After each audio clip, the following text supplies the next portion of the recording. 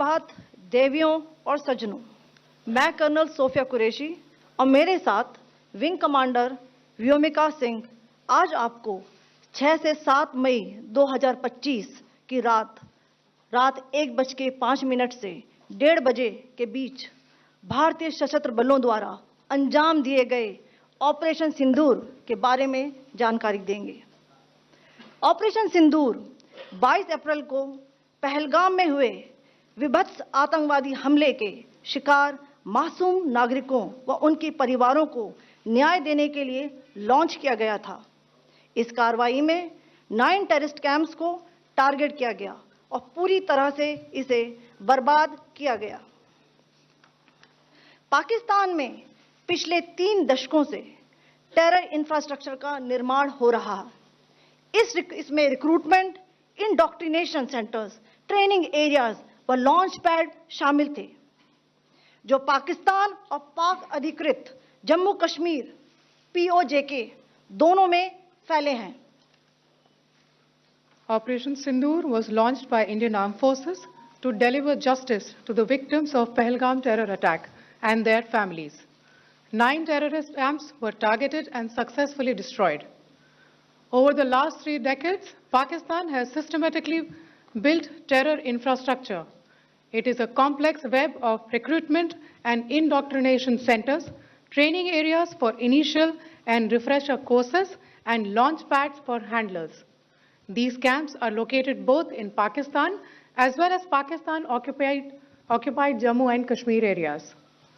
Some of the well-known training camps are located, as you can see on the screen.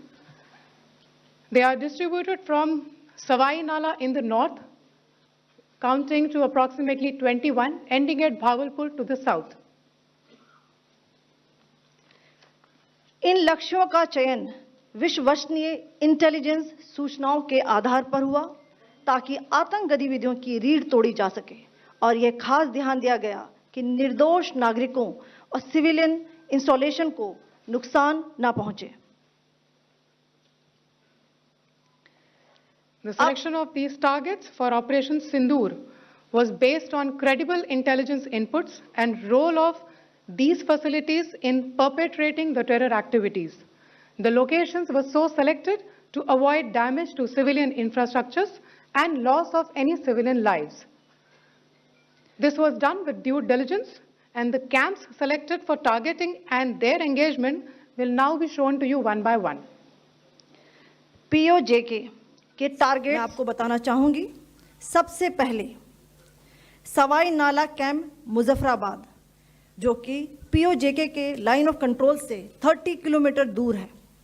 यह एक लश्कर-ए-तौयबा का training centre था। 20 अक्टूबर 2024 सोनमर्ग, 24 अक्टूबर 24 गुलमर्ग, 22 अप्रैल 2025 पहलगाम, इन हमलों के आतंकियों ने यहीं से प्रशिक्षण लिया था। सैयदना बिलाल कैंप मुजफ्फराबाद, यह एक जैश-ए-मोहम्मद का स्टेजिंग एरिया है। यह हथियार, विस्फोटक और जंगल सर्वाइवल ट्रेनिंग का केंद्र भी था। गुलपुर कैंप कोटली, यह LOC से 30 किलोमीटर दूर था। लश्कर-ए-तौयबा का बेस था, जो रजौरी, पुंछ में सक्रिय था। 20 अप्रैल 2023 को पुंछ में और 9 जून 2024 को तीर्थ यात्रियों के बस हमले में यहीं से आतंकी को ट्रेन किया गया था।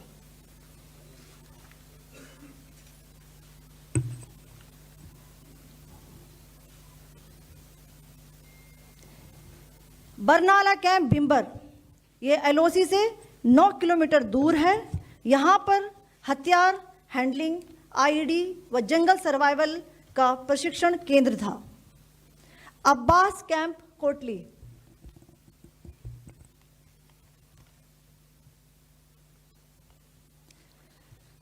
यह LOC से 13 किलोमीटर दूर है। लश्कर-ए-तौयबा का फिदाइन यहाँ तैयार होता था।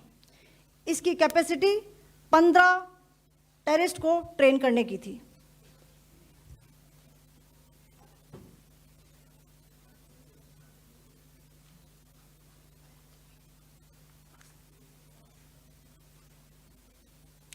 अब मैं पाकिस्तान के अंदर के टारगेट से अवगत कराना चाहूंगी।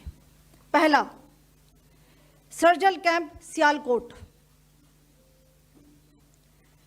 यह अंतर्राष्ट्रीय सीमा से 6 किलोमीटर की दूरी पर है, सांबा कठुआ के सामने।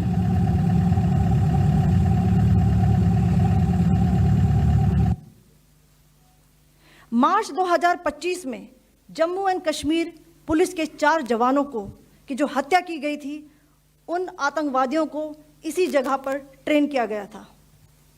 दूसरा, महमूना जाया कैंप सियालकोट। यह 18 से 12 किलोमीटर आईबी से दूर था। हिजबुल मुजाहिदीन का बहुत बड़ा कैंप था। यह कठुआ जम्मू क्षेत्र में आतंक फैलाने का नियंत्रण केंद्र था। पठानकोट एयरफोर्स बेस पर किया गया हमला भी इसी कैंप से प्लान और डायरेक्ट किया गया था। मरकज ताइबा मुरीद के, यह आईबी से 18 से 25 किलोमीटर दूरी पर है। 2008 के मुंबई हमले के आतंकी भी यहीं से प्रशिक्षित हुए थे। अजमल कसब व डेविड हेडली भी यहां ट्रेन हुए थे।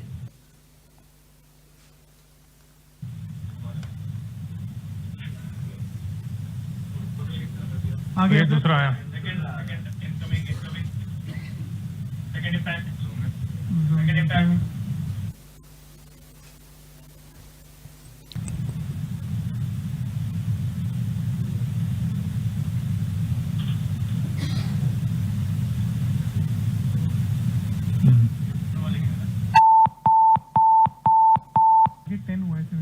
टारगेट 10 हुआ, एंक्लोजर सेम ही है। 7 it is hit the target. हाँ हाँ।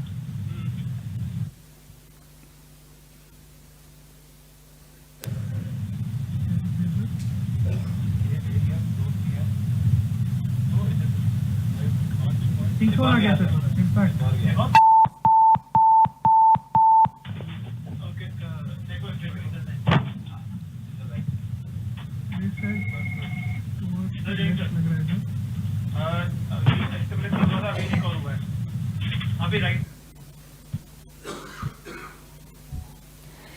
मरकज सुभान अल्लाह भावलपुर, यह इंटरनेशनल बाउंड्री से 100 किलोमीटर दूर है। जैश ए मोहम्मद का मुख्यालय था। यहाँ पर रिक्रूटमेंट, ट्रेनिंग व इंडॉक्ट्रिनेशन का केंद्र भी था।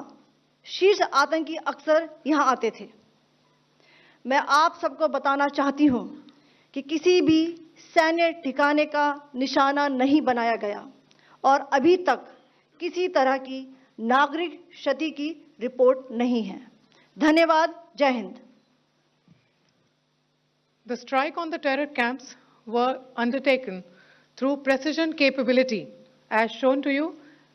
A niche technology weapons with careful selection of warheads was ensured so that there will be no collateral damage. The point of impact in each of the target was a specific building or a group of buildings. All the targets were neutralized with clinical efficiency, and the results reiterate the professionalism of the Indian Armed Forces in the planning and execution of their operations. No military establishments were targeted. India has demonstrated considerable restraint in its response. However, it must be said that the Indian Armed Forces are fully prepared to respond to Pakistani misadventures, if any, that will escalate this situation. Jai Hind, and thank you very much.